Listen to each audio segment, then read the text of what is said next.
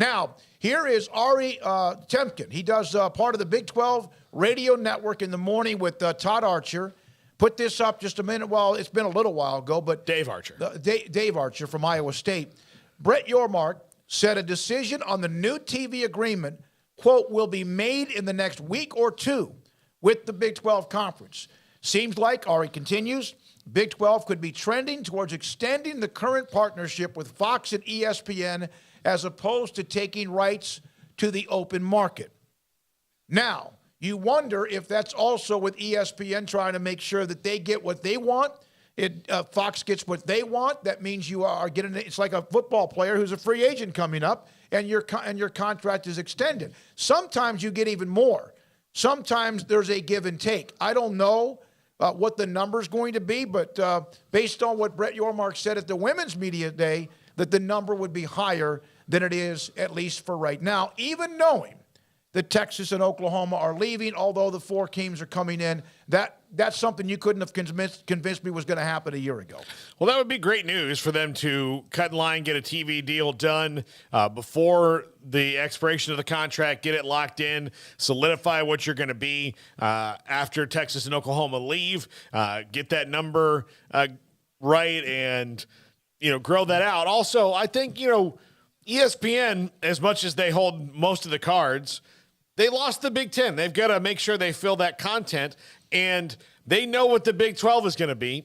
They don't really know what the Pac-12 is going to be, so it's not surprising to me to see them and Fox and everybody else let the Pac-12 go to the open market. But since we know what the Big 12 is going to be, you kind of can make that deal, and you know what it's going to be. You know where it can fill in your programming schedule. So not surprised to see that that be the case on both ESPN and Fox's cases, because you can keep a thing that's really good, and you've seen that it's really good this year under your umbrella and not let it get in the open market. Yeah, that can't be bad news that you're already close to potentially striking a deal. I do wonder, though, I don't try to read between the lines too many times or, try to make too much out of the exact definition of every single word, but there's a could be in there, which makes me think like there's nothing concrete about it, obviously. And just a decision being made on the new TV agreement, could that possibly mean that just a decision's made on, just how much they might dip into the open market? Is it a decision on the actual deals or a decision on how they're going to approach the deal? You know what I mean? But I'm probably looking too much into that. So if they've got just a deal, period, a deal that they're ready to settle in on, then I think that's great. It's a bit surprising that it would happen this quickly. Yeah. But I also read that like is that perhaps just a decision on how they're going to make their decision? But no, that seems to be they'll have a decision on their deal. So that's going to be very interesting to see what that might look like. The other part of his tweet, when he said that Brett Yormark told them at Big 12 Media Days, men's basketball Media Days, seems like the Big 12 could be trending towards extending the current partnership with Fox and ESPN as opposed to taking the rights to the open market, which is what the Pac-12 was able to do, and get to the open market and see if any other takers they had besides the ones they had. And is it going to be maybe some people start to bid against each other? The thought is probably not with either one of these conferences, but that extending the current membership or partnership, to me, again, there's got to be some give and take. You get security, and ESPN maybe gets something else in return. Texas and Oklahoma are still going to pay the cost of leaving the conference. They will not, because of the 25 deadline, which we mentioned yesterday, have to pay anything other than that. Yeah, but that's not like the full-blown like exit fee. That's just because the contract's running out, or their grant of rights is running out. That's just like I think people probably may interpret that as like they're paying like the $80 million tab. Like no, their deal runs out in 25, so they'll pay like whatever minor thing that is. But I'm just surprised that, given all of the talk about streaming and all of the talk about just who's going to be where, the fact that you've got Oklahoma and Texas for another couple of years. I mean, obviously this TV deal is not going to kick in the next couple of years, so that's not really playing into this. But the fact that you do know, like, hey, we're going to have BYU and Houston and UCF and Cincinnati.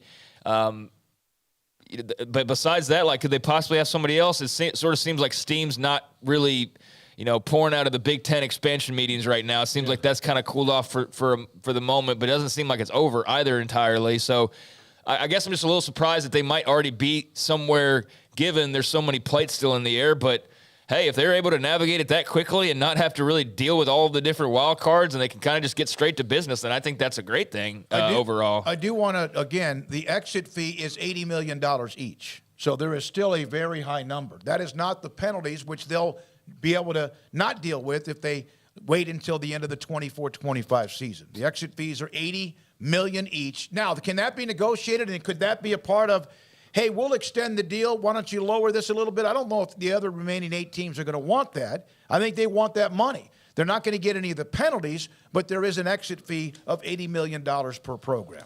Is that because their grant of rights lasts longer? No, because what they did, because that seems confusing to me, and I know like it was $80 million for like each one based on if they left a year or two early. Yeah, leaving early. There's a bylaw in the Big 12 membership when they went through what they did with Nebraska and Colorado, then with A&M and Missouri. There is a bylaw that everybody signed up to be a member of the Big 12, and I want to think it was through 2099. Okay, that's what And this is, so if you ever leave before then, because they needed to have stability, and everyone signed it. And so, again, will it be $80 million? I don't know. It's going to be $65 million. It's going to be $100 million, but at least that's the number that is to each program going forward. And by the way, on the replay of our discussion about Texas and OU yesterday, because it was news, because of what Yormark said at Women's Media Day, is I was really happy to see, although there's a couple of trolls and a couple of knuckleheads, there were a few Texas fans saying, hey, we are in this conference. We kind of think it's fun right now. Winning right now helps as well. But at the same time, we kind of think this is pretty cool and look forward to it. Can we just go out with grace?